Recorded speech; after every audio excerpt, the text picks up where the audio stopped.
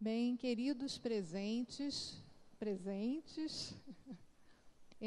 eu estou muito feliz hoje que a gente está com uma trinca incrível para passar a tarde nessa costura de áreas. A gente vai começar com a Leila Reinert. A professora Leila Reinert tem uma posição na Universidade Mackenzie, em São Paulo. Ela, um breve histórico, né? Formada em Belas Artes em Curitiba, em Artes Plásticas na Sorbonne, San Charles, mestre em Comunicação e Semiótica e está se doutorando também em Comunicação e Semiótica, mestrado e doutorado pela PUC de São Paulo, e vai nos trazer a palestra Pequenas Percepções, Contornos de um Gesto em Arte, as provocações que a Leila vai nos trazer aqui hoje. Espero que a gente possa fazer as costuras com o pessoal que vai chegando. Depois nós seguimos com a doutora Virgínia Chaitin e o doutor Francisco Rômulo. E nós temos o Francisco Rômulo falando primeiro, a Virgínia em seguida. E uma coisa que a gente vai ter ao longo da tarde, conforme forem chegando os participantes das intervenções, nós teríamos programado para hoje à tarde 3 intervenções. Eu sei que uma das participantes está lá em cima, no pós-doutorado, e vai descer quando eu der o sinal para descer. Eu acho até que ela deveria vir depois da Leila. Então, eu vou dar um sinal de chamada quando a Leila a gente estiver nas discussões do trabalho da Leila, da apresentação dela. Eu vou pedir para chamar a Júlia para fazer a intervenção de 7 minutos.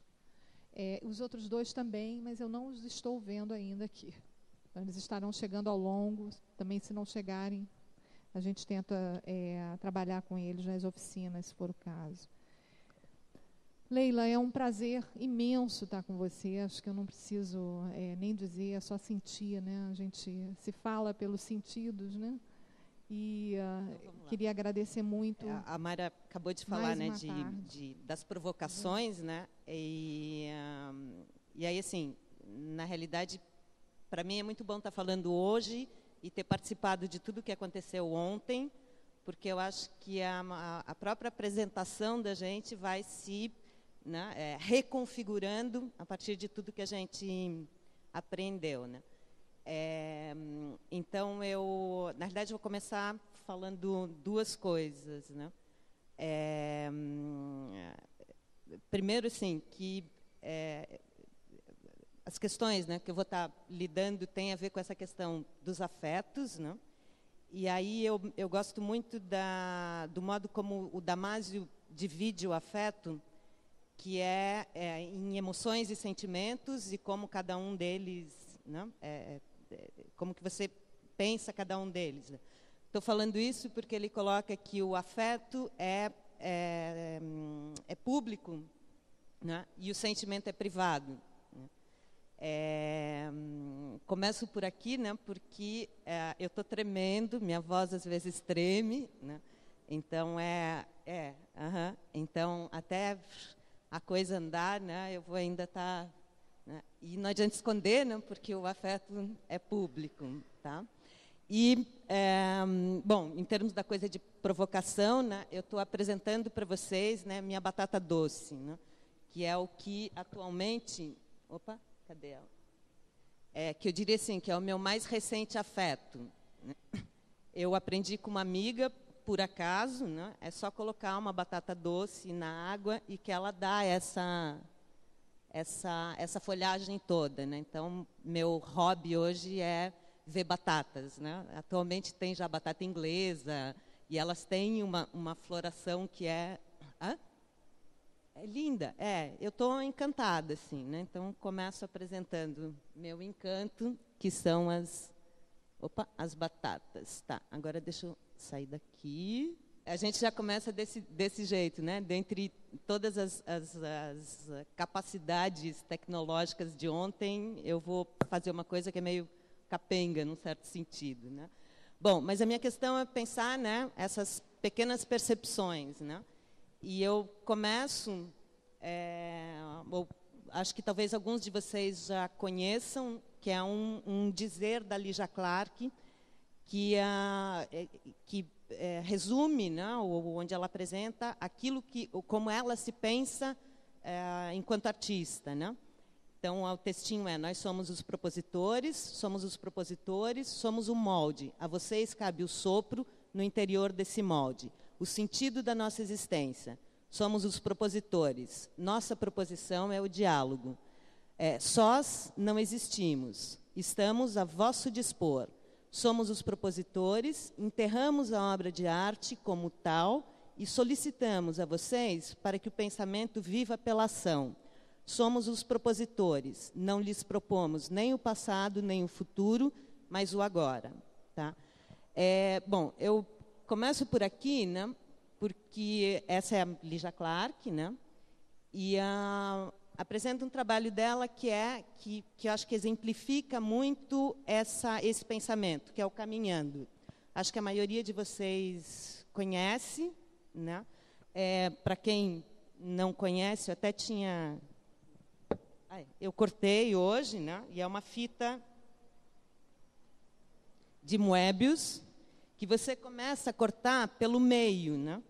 E na medida em que você vai cortando, vão se formando outros Moebius. Isso não se desmancha, né? E por isso que o trabalho se chama Caminhando, digamos, e é uma coisa muito simples, né?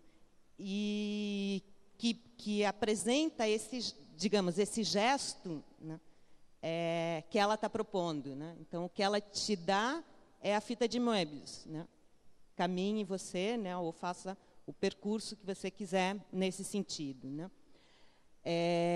O outro trabalho é o Bicho, que é uma série, né, que acho que foi um dos primeiros trabalhos onde essa participação do espectador é importante, né? Bom, a gente tem aqui, né, essa ação do Caminhando, da Lígia, que é de 63, né? E nesse mesmo período, eu acho que também boa parte de vocês já conhece, né? Nesse mesmo período acontece, ou se aparece, né, como grupo, o movimento Fluxus. E quem é quem é talvez o cabeça, né, do movimento, seja o Maciunas, né? E aí eu vou ler, porque eu acho que é o que ele fala, né, e resume muito bem qual que é a questão, né? Ele diz que a arte Fluxus possui qualidades impessoais de um acontecimento simplesmente natural, né? No limite, o que ele está colocando é que qualquer coisa ou pode ser arte. Tá? E aí tem um crítico, que é o Arthur Danton, que recoloca isso de uma outra forma, e é um pouco por essa frase que eu gostaria de fazer as minhas colocações, né? Ele diz assim, eu tenho lá na frente, peraí. Bom, ali é o Maciunas, e aqui é um dos trabalhos do Fluxus, que são selos, né, com sorrisos. E aí a frase, né, que o Danton coloca que ele diz que isso representa muito esse período. Qual a nossa percepção de algo se o vemos como sendo arte? Né? Então, o que me interessa aí, né, talvez seja esse deslocamento daquilo que não é mais o objeto, né, e não necessariamente também quem institui isso ou aquilo como arte, mas o modo como a gente percebe. Tá? É isso que vai determinar, né? Ele diz assim, a chuva, um espirro, isso pode ser arte, né? A partir do momento em que se percebe isso como. Tá? E é isso que eu acho interessante, né? Então, as obras, elas são todas coletivas, né? Não existe para o Fluxus o artista criador, né? Inclusive, tem muitos... O Beuys, por exemplo, que é o artista alemão, ele tem obras fluxos, mas não necessariamente todas as obras dele são fluxos, né? Tá? Esse é um outro trabalho, né, que eu acho que remete um pouco até àquilo que a gente tem da poesia concreta, né, que os concretas acabaram fazendo algumas imagens, dizeres que passam por aqui, né? Então, isso é um diagrama em homenagem a Yoko Ono, e está escrito Yoko Ono. Tá? Se a gente acompanhar, né, tá? Bom, aí eu entro um pouco no que eu estou querendo pensar sobre a percepção, né? Assim, eu acho que o que me interessa, né, é de que modo que a gente desenvolve ou como a gente se atenta. O Siddhartha até colocou ontem, né? Eu posso dizer que percepção é atenção, né? Mas quais são os talvez processos e procedimentos mesmo que movem ou que movimentam a nossa percepção, né?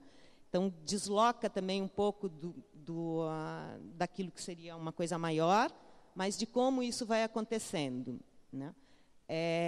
E aí essas coisas se dão, e para mim, em especial, né, na observação, né? Talvez o que eu até fiquei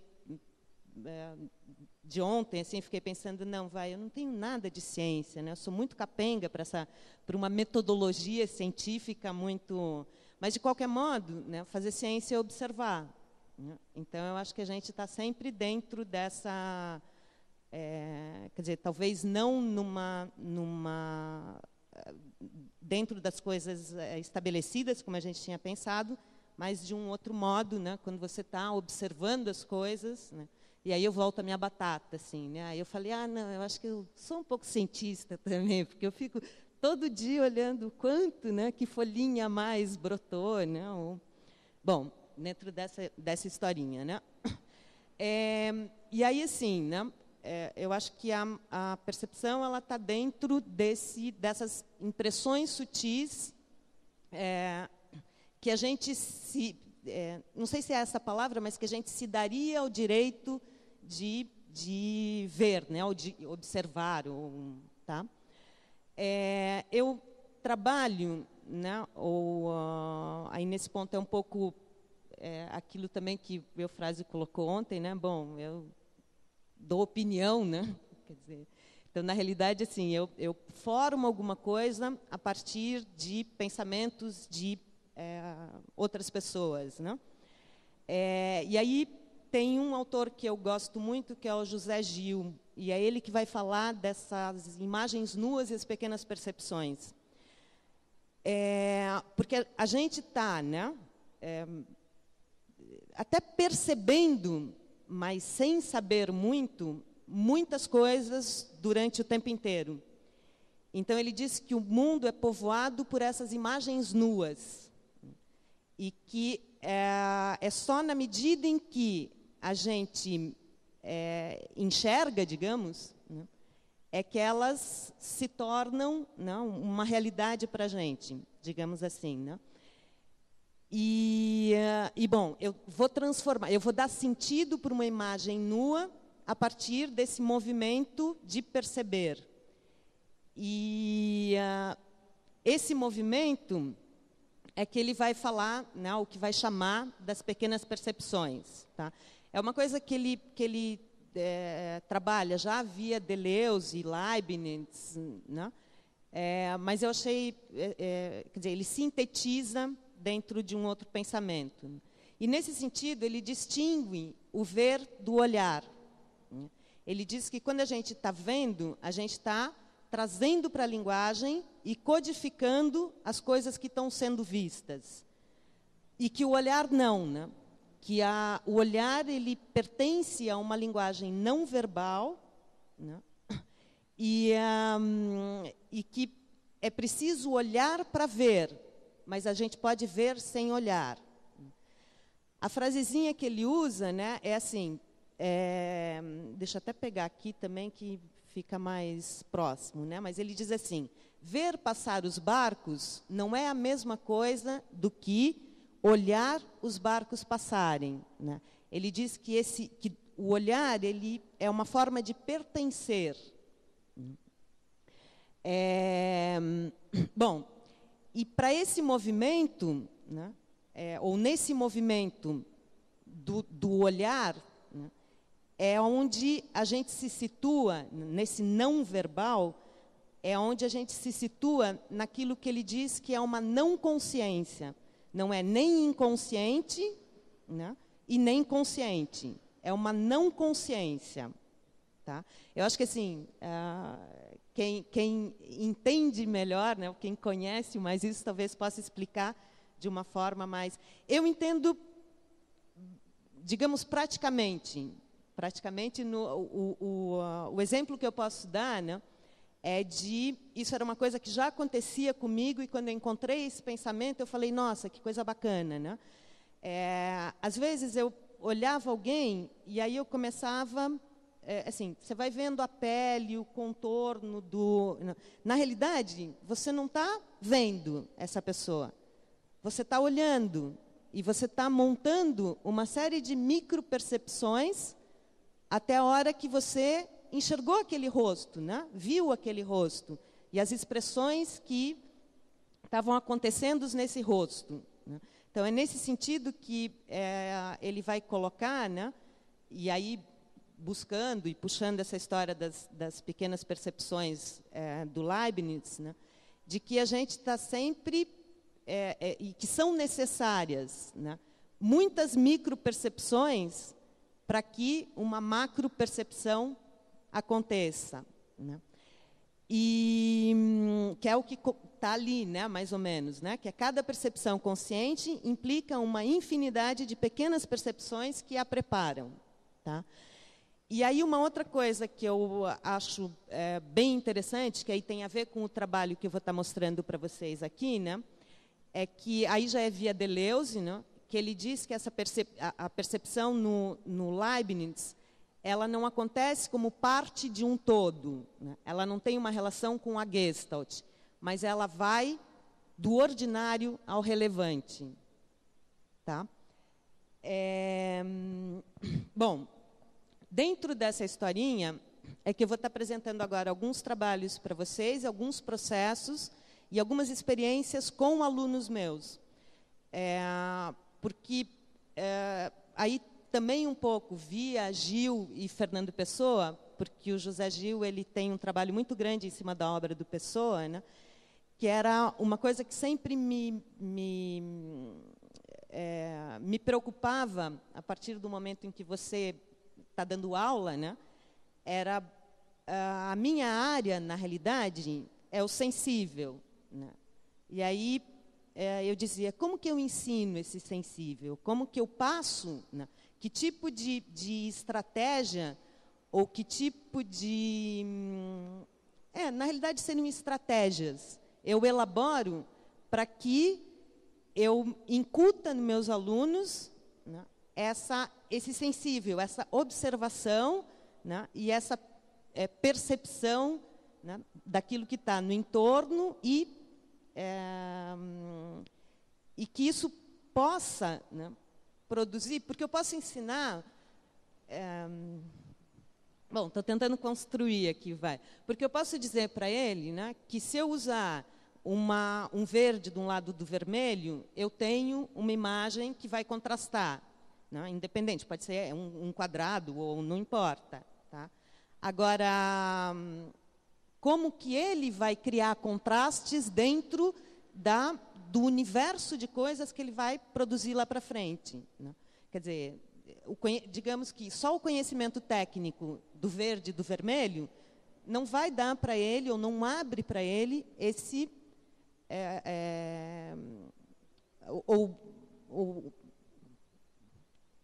não abre para ele tudo aquilo que ele vai encontrar de contraste lá na frente, digamos, né? Então, eu acho que o meu deslocamento é quase que anterior, né? Por isso que que acabei entrando e fuçando essa coisa da neurociência, né? Porque eu falei, não, como que eu lido com o mecanismo o mecanismo cerebral dessas crianças, digamos, né? E bom, então eu vou apresentar um pouco quais são o que são as minhas experimentações, né? Como alguns processos e procedimentos da minha percepção e de como eu tentei, né, pensar essas estratégias para os alunos, tá? Eu acho que aqui, bom, então eu vou apresentar um trabalho para vocês, né, que eu chamo, que eu dei o título de Amor, porque ele partiu de uma foto que eu fiz de um filme na TV, né? Eu estava de bobeira assistindo um TV, câmera fotográfica, e comecei a fotografar, né? E aí me chamou muita atenção a contraforma, aquilo que acontece entre, né, que nem é uma coisa nova, a gente tem isso como figura da percepção, do estudo da percepção visual, mas, de algum modo, aquilo me chamou a atenção. Aí, bom, os processos são lentos, né? Até o momento em que eu peguei o negativo da foto, a foto à esquerda, eu ampliei, né? E trabalhei com textura, né? Isso tudo laboratório fotográfico ainda, papel, químico, as texturas acho que são um tecido que eu coloquei entre o papel, o tecido, um vidro, né? E aí você imprime, tá? Aí depois, né? Como eu já fazia um trabalho com a projeção de slides com os alunos, eu desenhei no negativo da foto, né, com uma ponta de compasso, né, esse contorno. Tá? E nessa época, eu estava lendo o Tratado do Amor Cortês, do André Capelão. Né? E aí eu fiz uma seleção de alguns trechos desse livro dele. Né? Mas aí, de novo, aqui, um monte de caderninho, né? Isso é uma coisa que eu faço direto. Né? Aí aqui, quer dizer, aqui é tudo escrito com caneta dourada. Né? Eu vou mudando de caneta. Tem uma coisa do material que, para mim, é importante, né? Ou da materialização das coisas. Né? Então, assim, a imagem à direita, ali, aquele quadradinho, né? Não foi essa, mas aí eu recortei só como registro daquilo que né, o que é o processo. Na realidade, o ponto de partida é aquilo ali. Né? Tá? Então, só para um exemplo, né, aí primeiro eu selecionei um trecho, né, e aí depois eu fui vendo, dentro do tempo que eu queria trabalhar, o que eu cortava, para isso ganhar uma dimensão, digamos, ou uma... Tá? E aí, agora é isso.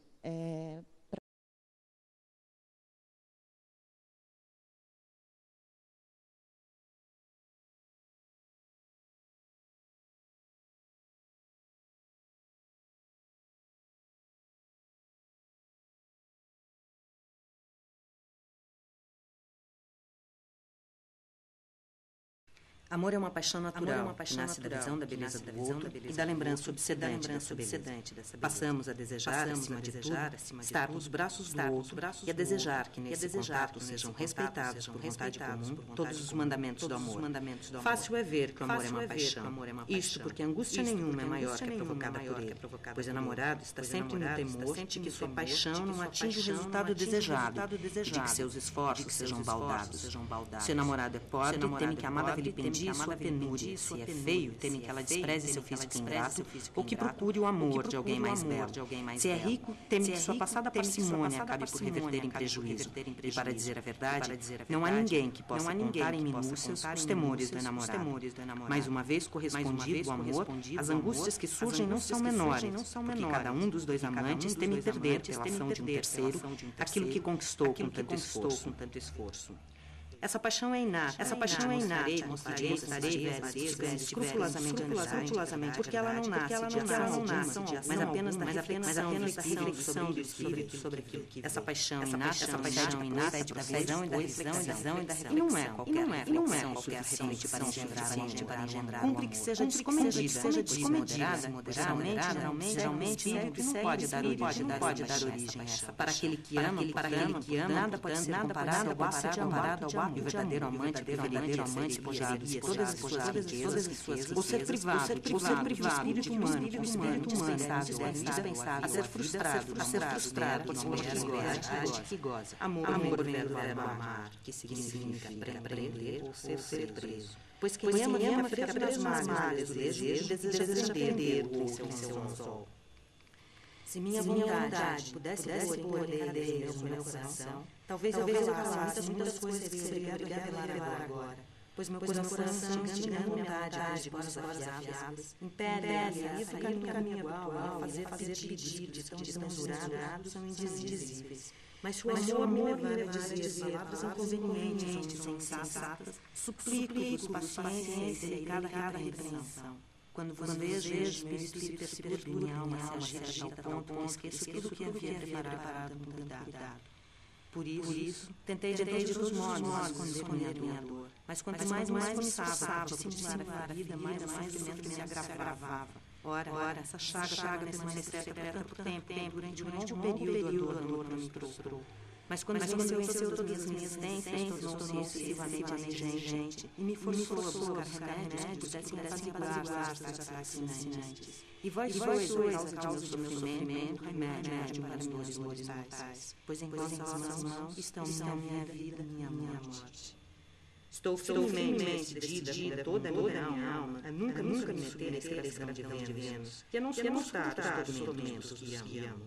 Todos acham fácil na corte do amor, mas é bem difícil adiar, devido ao tormento que ameaça os amantes e aos desejos que submete um amor, o que torna impossível o momento pela saída. Pois quando o amante realmente penetra na corte, sua vontade é aniquilada, e só lhe resta aceitar as iguarias oferecidas pelo amor ou realizar a grade bem-amada. Portanto, não devemos buscar a corte do amor. Ao contrário, evitar entrar por todos os meios em tal lugar de onde não se possa sair livremente. Quais são esses penários que dizeis afligir-vos de amar? Pois os prazeres do amor são remédios que todos os males e devolvem todas as alegrias. O amor traz nas mãos pesos desiguais. Ademais, parece que o amor leva os que sentem a sofrer torturas diárias e incessantes. Portanto, ainda que o amor incite os homens a cortesia e os afaste de qualquer espécie de grosseria, parece ser um temível pelos grandes inconvenientes que enseja, e pelos terríveis tormentos que nos ameaçam. Ninguém de bom senso deveria desejá-lo. Parece-nos, portanto, oportuno não nos entregarmos ao amor e evitar as penosas angústias dos amantes. Que Deus te livre de perseverar em erro tão funesto, pois não concebo que tudo que de bom se possa realizar no mundo não tem origem no amor. Deves percorrer os caminhos do amor e experimentar seus riscos. Vemos que estás tão interessado na prática do amor e tão decidido a amar, que nada do que seja referente a esta arte permanecerá desconhecido de ti. Pois nessa matéria não deixas nada por conta do acaso. Apesar disso, não deves ignorar que, começando a declinar, o amor acaba depressa. O amor aumenta quando os amantes só podem ver-se raramente de grandes dificuldades. O amor aumenta quando os amantes é tomado de verdadeiros ciúmes. O amor aumenta raramente só podem ver-se raramente e à custa de grandes dificuldades. O amor aumenta quando os amantes é tomado de verdadeiros raramente. O amor aumenta se perdurar após o amor é tomado tido em segredo. Se um dos dois amantes sonhar com o outro, a paixão se ficasse sabendo, se um dos dois amantes sonhar com o outro, a paixão aumenta. O amor também costuma aumentar, nos deixamos pensar com frequência e ternura, também fundamental, deixamos ardor aos jogos do amor, pensar com frequência e ternura, mas a loucura que se apodere de um amante, desde que se mostra de repente, são coisas que cessam a paixão, impede o amor, mas a loucura que se apodere de um escravo, de homens que são escravos, desejos, o amor não pode retê-los em suas excessos de paixão, impede o amor, porque há homens que são escravos de desejos tão impetuosos, o amor não pode retê-los pela hipocrisia de um coração pérfido e desleal. Acresce que se dois amantes se unem pelo casamento, o amor entre eles desaparece repentinamente. Esse sentimento diminui muito quando algum dos amantes é infiel ou começa a amar outra pessoa, pois ninguém pode comprometer-se de dois lados ao mesmo tempo. Poderás, porém, perguntar se um amor que acabou pode renascer. Não nos lembramos de ter visto esse sentimento renascer. No entanto, não achamos que isso seja impossível. Assim, um homem de bom senso não deverá apaixonar-se. O amor parece também odioso àquele frequentemente usa pesos desiguais em sua balança.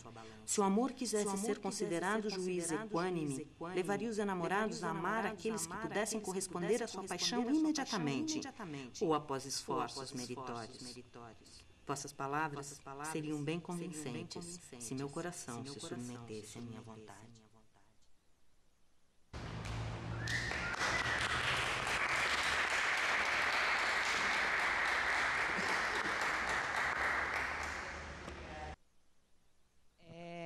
Toda a animação ela é feita manualmente na lente do projetor, né?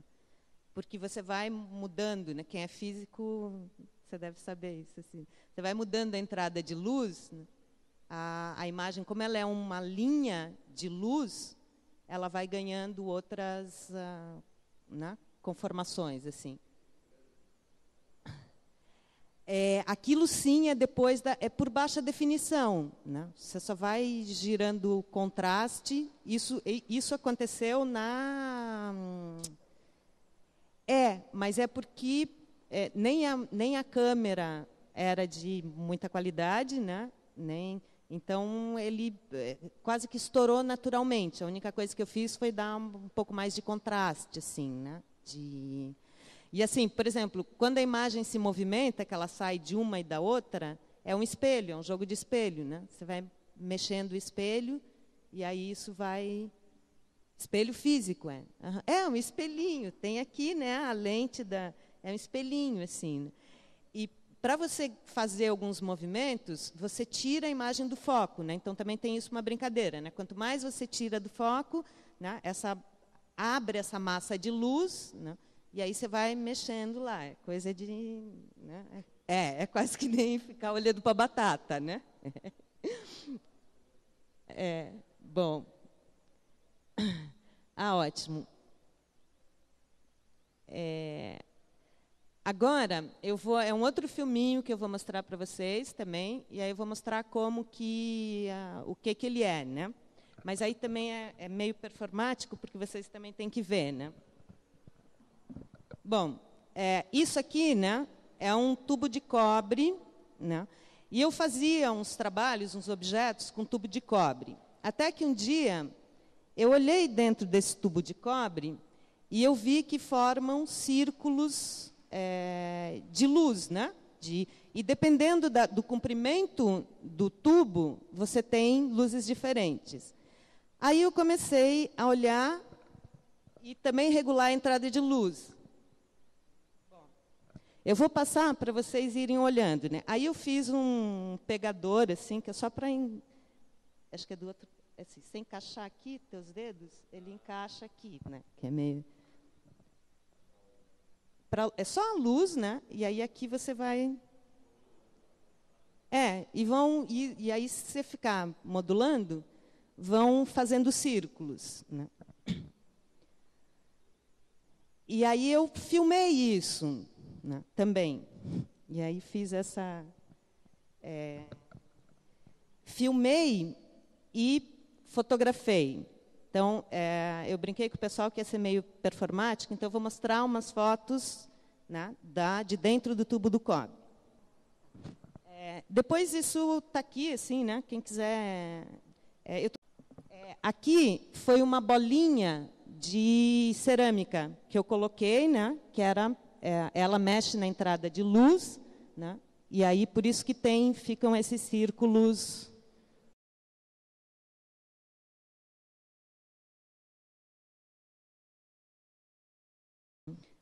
Essa aqui é outra, né? Aqui é a janela. Isso é tudo na minha casa, assim, né?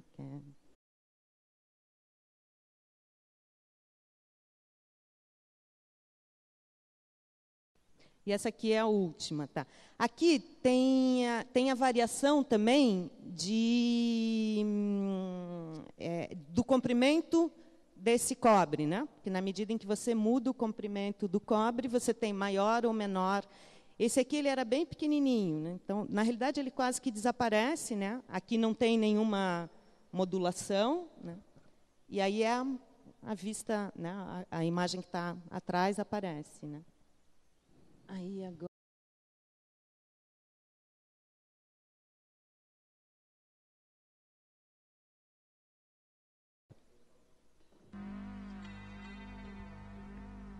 Aí junto. Esse som é uma música de um amigo meu que é engenheiro. Eu dei uma.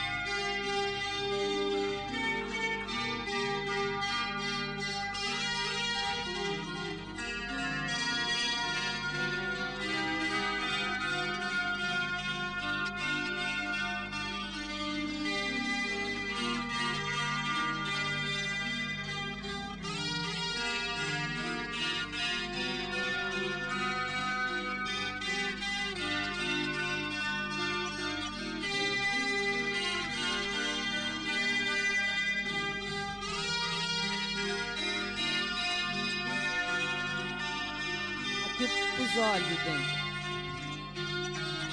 Tem uma das gotinhas.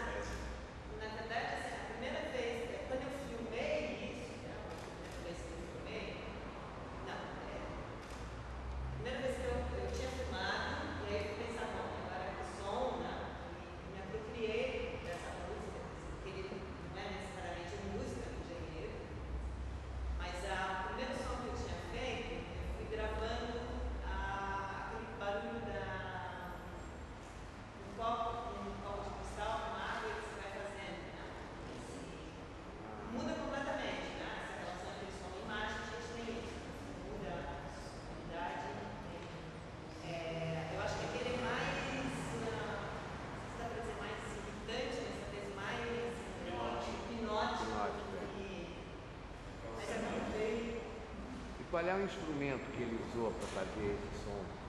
Guitarra. Guitarra? Guitarra. Com efeitos, né, então? Barato. Não, mas na realidade sim, essas distorções que eu fiz, eu que fiz na história dele. A canção dele é certinha.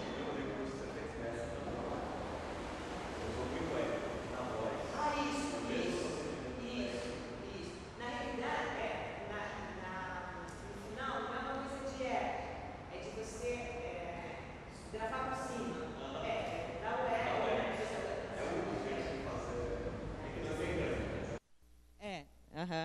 é isso, né? Aí, bom, é isso. Então, só para terminar,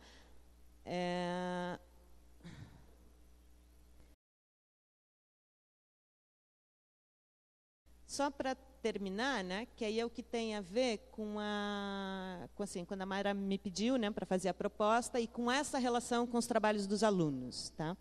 Então, isso aqui são imagens que os alunos desenvolveram, né? É uma proposta de aula que eu faço com eles. E as imagens são feitas no papel contact, que eu acho que até é o que está na programação, né? É papel contact com, aqui, né? Esses risquinhos loirinhos que vocês estão vendo, estou falando que é de loirinho porque é fio de cabelo da menina, né? Então, assim, às vezes eu ia lá, né, eu mesma, né, pegava a tesoura e cortava uns taquinhos de cabelo deles para colocar na imagem, para eles, quer dizer, eu cortava o meu também para eles verem o que acontece, né? Então a gente vê que na projeção aquilo não ganhou uma outra dimensão, né? E esse é bacana porque ele é loirinho mesmo. Então quem é loira, você projeta, o fio é claro mesmo, né? Isso é verdade, né? Bom, mas é mais para ter uma noção, né, das imagens. E aí a gente fazia, né, esse tipo de apresentação ao vivo, né, com projetor de slide, né, e uns sons que eles, não era música, mas era recorte, né, eles também faziam uma experimentação sonora, né.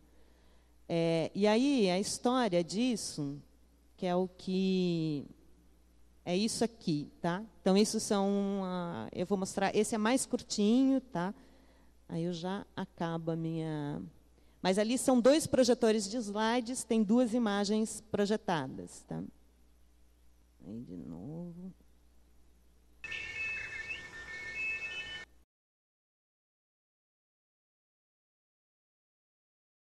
Ah, não, desculpem, eu que tirei o... Já esqueci, é Ctrl F, né?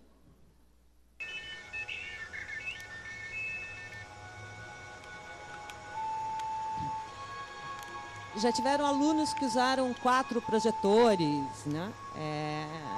O movimento é porque eles ficavam com o projetor no colo. É tudo... E aqui é só um registro, então não tinha nenhuma preocupação de isso virar... A história era ao vivo em sala de aula, né? Sem nenhum...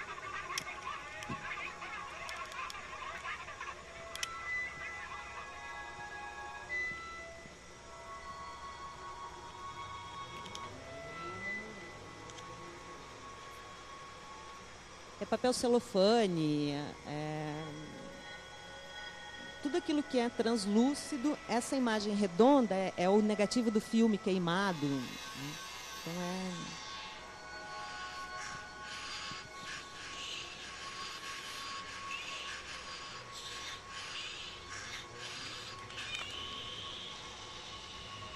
Então o trabalho, na realidade, ele ocorre em 2 etapas.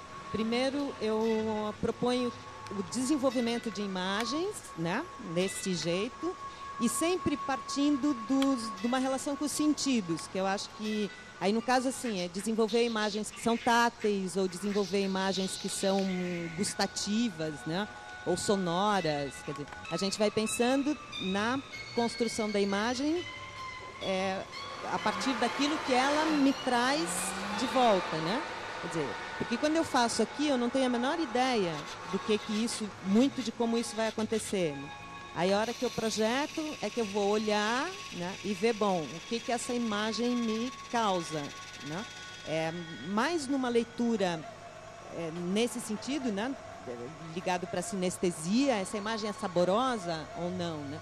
Do que em cima daquilo que ela significaria ou não, né? A questão é o sentido, tá? E aí, assim, foi um pouco essa atividade que eu acabei, né, propondo para a Mayra e que a gente deve desenvolver um pouco hoje, né? Bom, aí, só para finalizar, né? Já estou acabando, né? A gente ontem comentou também muito dessa questão, né, de perceber o real ou não, né? E quando a gente pensa na percepção visual, né, a percepção visual ela é ilusória por si só, pelo tipo de funcionamento, né, pelo mecanismo do sistema visual, né? E aí eu só vou mostrar mais 2 fotos para vocês, né, que aí tem a ver com esse... Quer dizer, ela é ilusória, por mais que eu queria... primeiro essa aqui, ó, né? Quer dizer, aquilo que eu vejo, né, é enganoso, né? Eu vejo aqui um rosto, né, em alto relevo, digamos. Tá? Isso aí, né, esse trabalho, ele na realidade é a fotografia disso aqui, né? E a gente sabe, né, que tudo aquilo que é iluminado por baixo, o nosso olho enxerga como relevo. Consegui ser claro ou não? Ficou meio confuso. A gente enxerga, né, a gente tem o hábito, no nosso sistema visual, ele está ligado à luz que vem de cima. Então, se eu enxergo um buraco, porque a luz vem de cima. Quando a luz vem de baixo, eu enxergo um volume. Dá para... Acho que deu para... Né? Então, era nesse sentido de que qual é a realidade, né? Quer dizer, a realidade. É como um outro exemplo que eu costumo falar, né? Um dos postulados da perspectiva é que 2 linhas paralelas não se encontram nunca num único ponto, né? Por mais que te digam isso, na hora que você olhar uma linha do trem, né, no horizonte, você vai enxergar elas, né? E aí, assim, é nesse sentido que alguns pesquisadores de neurociência dizem que a nossa percepção ela não aceita correção, né?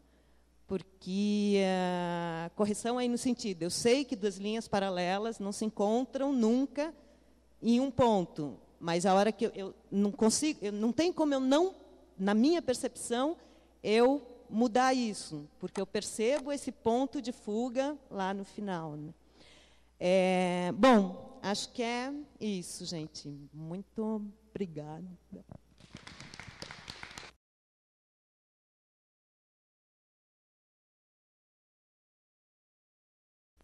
Leila, muito obrigada. Eu acho que a gente pode abrir um pouquinho para conversarmos, né, sobre, e eu convido a vocês a se colocar. Alguém quer começar essa conversa? Bom, vou agradecer o presente que foi a sua fala, a sua exposição, primeiro de tudo, porque tem realmente algumas coisas muito impressionantes, não só no resultado do que você apresenta, mas na sua descrição do método de atingir esse resultado. Isso é, para nós que né, mexemos com a arte, é sempre muito inspirador, acima de tudo, né? Porque aí você já tem 1000 outras ideias de fazer 1000 outras coisas. Tá? Então, primeiro, obrigado. Mas eu tenho uma curiosidade, porque como você fez mestrado e fez doutorado na PUC, e eu conheço muita gente de lá, assim, aí eu queria que você falasse um pouco mais a respeito dessas teorias da percepção, que lá eu sinto que na PUC houve um momento áureo, né, e se você fez o mestrado talvez você tenha pego uma parte desse período, em que Santaella, em que Regiane Cantoni, em que João Queiroz, Priscila, aliás, as duas Priscilas, Borges e Arantes, estiveram por lá, e havia digamos, um ambiente muito profícuo para se discutir teorias da percepção, e aí eu, em particular, como Pirciano, gostava muito de acompanhar o que vinha acontecendo lá, com relação a essas teorias, né? Você falou muito de sentido e você mencionou uma vez a palavra significado. Eu fiquei curioso de saber, por exemplo, esse do tubo de cobre, se eu tivesse visto sem ter ouvido o que você falou, muito provavelmente eu teria sofrido, digamos, teria sido afetado de uma forma muito dramática do ponto de vista vaginal, entendeu? Porque aquilo, especialmente quando chega na parte que tem óleo, né, tem uma coisa assim de você querer entrar naquele jogo de imagens e naquela realidade, entendeu? Tem uma coisa de atração e que assim, para minha percepção, mesmo ela estando poluída com a sua descrição do método, do processo, etc., foi uma coisa quase inexorável, uma coisa de pulsão muito forte. E isso tem a ver com a relação do percipo com o percepto, né? Eu não sei se você transitou pela questão pirciana, mas eu queria provocar, assim, mesmo que não seja em Peirce, mas do ponto de vista das teorias da percepção, mais ou menos se há alguma inspiração racional no seu processo, ou se ele vai acontecendo e depois você descobre que está fazendo coisas realmente muito atávicas, né, e muito que vão mexer na percepção das pessoas num nível muito baixo, se a gente pode falar em níveis de teorias de necessidades, sei lá, em Maslow, né, nas necessidades básicas. Então tem certas pulsões de vida e de morte que o Siddhartha, que não chegou ainda, safadinho, tinha que estar aqui para a gente discutir isso também. Como é que isso acontece nesse território tão difícil, né, de discutir? Era essa provocação que eu queria fazer. Bom, eu brinco sempre, né, que eu que eu fiz pós na comunicação e não na semiótica, né? Conheci, né? Eu fiz mestrado na mesma época do João, da Priscila, né? Dessa turma. Que assim, o meu mestrado, na realidade, eu trabalhei muito em cima do meu processo de trabalho, né? Então ela era uma coisa mais descritiva mesmo, de processo, e assim, agora no doutorado eu resolvi fazer agora, é um doutorado teórico mesmo, né? E é uma articulação entre essa questão da comunicação sensível, né? Ou da comunicação sutil, né? E está um pouco mais ligada ao design, que eu dou aula, né, para o curso de design, né? Mas eu não tenho, não. Na realidade, eu acho que eu não tenho. O que me interessa nessa história, vamos pensar assim, né? Aquilo que me interessou, né, em pensar essa questão das pequenas percepções, como essa passagem de inconsciente, não consciência, consciente, porque eu vivo, eu acho, na não consciência. Mais ou menos. Então, assim, é impossível para mim, né? Por isso que eu digo assim que eu vou, claro, depois você olha e você vai, né, acho que até vendo o seu próprio trabalho, porque na hora que você está fazendo, você não, quer dizer, é um processo diferente, eu acho. Tem gente que é mais que consegue projetar, por exemplo. Eu não projeto, né? Aí, nesse sentido, tem um engenheiro geneticista, eu acho que até tem o nome dele aqui, eu sou péssima para guardar nome, eu sou essas coisas assim meio... que chama François Jacob, e ele diz que a gente se acha, né, engenheiros, né, ou nós nos achamos engenheiros de nós mesmos. E é mero engano, né?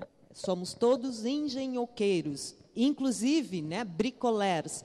E ele está falando isso em nível celular, né? Ou de como que, quer dizer, o organismo ele vai se criando, não sei, ou produzindo outras formas, outras funções, a partir das coisas velhas já existentes, né? Então, não dá para dizer que o organismo humano foi projetado, se projeta, né? Acredito que aí, nesse caso, sim, o Siddhartha faz muita falta, ele poderia, né?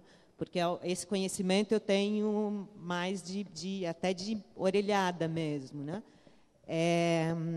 Mas eu acho que eu tenho isso também. Eu sou bricolé, né? Não tenho, acho que não tenho domínio, né, desse. Mas eu sei que o meu modo de trabalhar, né, tem a ver com isso que você falou, né? Melhor assim, né? E no final, vai quer dizer, atinge as pessoas talvez né, dentro de né? Lidando com isso, assim, volto àquilo que eu falei daquilo que me importava pensar na hora que eu estava dando aula, né? Como que eu ensino uma pessoa a ser mais sensível, né? Quer dizer, usando um outro termo também da neurociência, né, que nem todos neurocientistas acreditam, né, mas a minha questão era ensinar o zumbi que mora, que habita dentro de cada um, né? Quer dizer, esse zumbi ele é muito mais motor, né? Aí, depois de muito tempo, eu achei como exemplo do que é, né, esse zumbi, e que é uma cena que todo mundo conhece, que foi quando um jornalista jogou o sapato no Bush, né? Eu duvido que o Bush tenha visto, né, porque aquilo é tão de última hora, mas foi o zumbi dele que enxergou, né? Quer dizer, né, a partir do momento, se a gente acreditar que dentro de algum contexto espacial a gente é habitado por vários zumbis, né, que estão vendo, que estão né, olhando, ou que estão percebendo coisas que a gente conscientemente não percebe, né? Então, né, é meio... Eu não sei se eu te respondi, mas acho que era mais ou menos isso, assim. Então, eu nem vou entrar, porque eu sei que vocês, né, são bem mais capazes de... A minha questão não é né? Não, de modo... Né? Aí, por isso que eu falei dessa coisa, eu vivo na não consciência, né? Porque e misturado, né? E misturado a tudo aquilo que está no... Não, então está super bem respondido. É isso mesmo.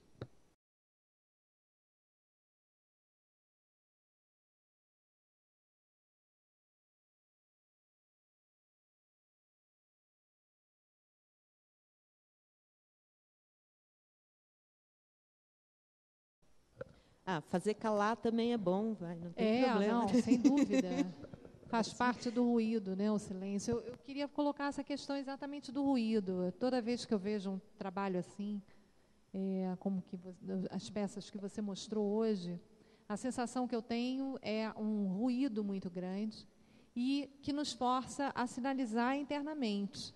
Essa busca pelo significado através do zumbi. A gente sai do sinal e se remete ao zumbi, né, ao nosso oráculo interno, para conseguir significar aquilo que tenta nos dizer no explícito, mas que só pode ser respondido na introspecção, né? E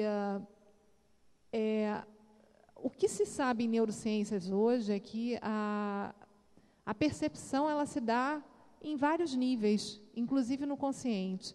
Quer dizer, não há ainda uma escola neurocientífica, uma linha de pensamento neurocientífico que tenha conseguido dizer que a percepção ela só existe das áreas corticais primárias para cima, entende? Então, isso é um tecido polêmico? É um tecido polêmico, mas não se consegue ainda refutar a outra corrente que acredita, que defende, que apresenta evidências experimentais de que a gente construa uma percepção que não está sendo trabalhada em níveis explícitos conscientemente, né? Eu tive vontade de pensar no seu não consciente como um subconsciente, conforme eu tenho vislumbrado assim nas minhas leituras nos últimos tempos de ciência um tanto torta para alguns e um tanto desregrada, enfim. A questão da arte, eu vejo a arte como uma fazedora de ruído, né? E isso dá a gente um grau de liberdade muito grande na apreciação do significado da arte. A arte é um comunicador, né? Acho que é um comunicador em que uma boa parte do que se comunica é inefável, né? Você não consegue nem descrever o que você sente, na verdade. Quando você cai no plano da descrição, já está... É uma válvula redutora tão absurda que você, ao se ouvir, já, caramba, não é nada disso. Então, eu estou muito impressionada, Leila, com o seu trabalho, porque você está vasculhando, sem vasculhar, né? Você está obrigando o outro a procurar os sentidos internamente, a vasculhar isso que fica como um zumbi. Adoro, essa metáfora, é ótima. Essa capacidade que nós temos de significação interna, né, os nossos recursos de significação interna estão sendo puxados maximamente por essa provocação. E eu vejo que esse trânsito de significação a partir do abstrato deveria estar sendo estudado em neurociências. Deveria estar sendo estudado dentro do que é possível de se estudar objetivamente. Eu acho modelos como esse absolutamente tentadores para se estudar em neurociências. Queria te parabenizar. Não sei se alguém tem alguma colocação a mais para fazer. Com certeza, é a hora. A gente tem mais, 5 minutinhos até a apresentação da Júlia Almeida, que é uma intervenção de 7 minutos, e aí a gente prossegue com Francisco Rômulo. Sheila, obrigada. Eu estou morrendo de vergonha porque eu tive que chegar muito atrasada, então eu perdi a exposição. Já ia pedir se ela é boazinha de eu ver as fotos dela no final. Então, assim, mas como você comentou, eu adorei, eu peguei bonde andando, então é por isso que eu estou, né? Mas com o comentário da Mara, eu até me animo. Eu e a Júlia ficamos ontem com seu zumbi, assim. Então, perdão se eu peguei o bonde errado. Se for, vocês me corrigem, eu vou ser bem rápida para não encher muita paciência. A gente estava com a palestra do Siddhartha ontem, as duas prestaram atenção numa frase, que era quando ele dizia, a sua atenção não percebeu o negócio da chave em cima da mesa. E a gente ficou ali interessado justamente, que me parece que é o que vocês estão falando, de novo, perdão se eu estiver deduzindo errado, mas eu também, senão a gente perde a oportunidade de pedir para a pessoa desenvolver mais, ou a gente compartilha mais o que vocês sacaram. Porque a gente ficou pensando assim, então, é como se assim, a gente tivesse uma atenção que é pré-programada e que falha como falhou. Eu estou procurando a chave, eu tenho que prestar atenção no trânsito, eu tenho que não me esquecer do celular. Então, você fica com uma demanda de atenção pré-programada, né, que é o tal do foco direcionado, né, e que seria a que nos impediria de deixar a mente livre, a percepção livre para o que não está agendado, né? A fruição artística, quando a gente consegue se deixar em situação, é maravilhoso. A gente não sabe bem o que fazer para abrir essa atenção. Então, a gente pensou em alerta, atenção desperta, o awareness, né, parece que vem como resposta, um conceito, uma noção possível, em oposição à consciência, que estaria muito pesada na filosofia como direcionada a um objeto, na relação com a psicanálise, com consciente, inconsciente, subconsciente. A gente se perde nesse emaranhado de palavras. E o oriental, a meditação, seriam caminhos que tratariam disso. Ocidentalmente, parece que a gente não tem nem muito como se referir a isso com uma certa clareza, né? Então, isso tinha ficado essa questão. Na arte, a gente teria que pensar tanto, e ele falou simulação e verificação, não sei se vocês lembram. Então, lembro sim. Né, teria tanto esse arcabouço cultural acumulado, que a gente estaria trabalhando com a simulação do reconhecimento e a verificação, quanto teria que ter essa outra, que me parece, que é o seu maravilhoso zumbi, né, que estaria aberto, que seria esse alerta para o não previsto, para o que eu já não estou tentando achar, mas para o que estaria nesse gap, né, entre o previsto, que eu vou tentar, né, o meu arcabouço, que eu vou tentar verificar, e um gap, talvez. Claro que, de alguma maneira, algum reconhecimento vai ter, né, mas que eu bloqueio, assim como poderia bloquear até a atenção pré-programada como a chave pelo excesso, né, enfim, aí como vocês tocaram nisso, eu acho que você trouxe pela arte, se puder é isso mesmo, né? Eu acho que é exatamente isso que você colocou, assim, né? Na realidade, o Eufrásio ontem tinha colocado também, né? Quer dizer, de fazer as pessoas brincarem, né? Aí das coisas que me vieram nesse sentido, né? E talvez aí esse lado também de estar dando aula, né? Quer dizer, se a gente não ensinar as pessoas a se darem esse tempo, digamos, né, a se darem a essa atenção, elas estão só na resposta, né? E é no ato de reflexo mesmo, reflexivo não, né? De reflexo, né? Né? Eu acho que é exatamente isso mesmo.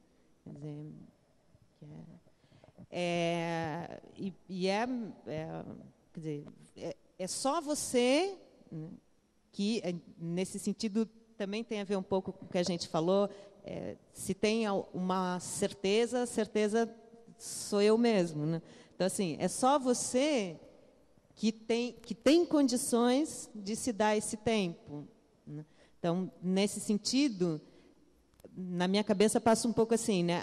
A partir do momento em que alguém vê, né, que eu tenho que eu passei horas, olhando esse tubo, né? E, quer dizer, talvez alguém se dê também essa dentro de outros universos. Mas é que se a gente não se propuser, né, não adianta, né? Você não vai estar. É sempre o bate e volta, porque o mundo está cada vez mais te pedindo o bate e volta, né? Mas é bem isso mesmo. Leila, muito obrigada. A gente vai continuar sempre, conforme o previsto nessa desconferência, a gente vai continuar sempre podendo voltar aos falantes do dia, né? E de forma que isso não é um encerramento da Leila, absolutamente. E eu queria chamar a Júlia Almeida.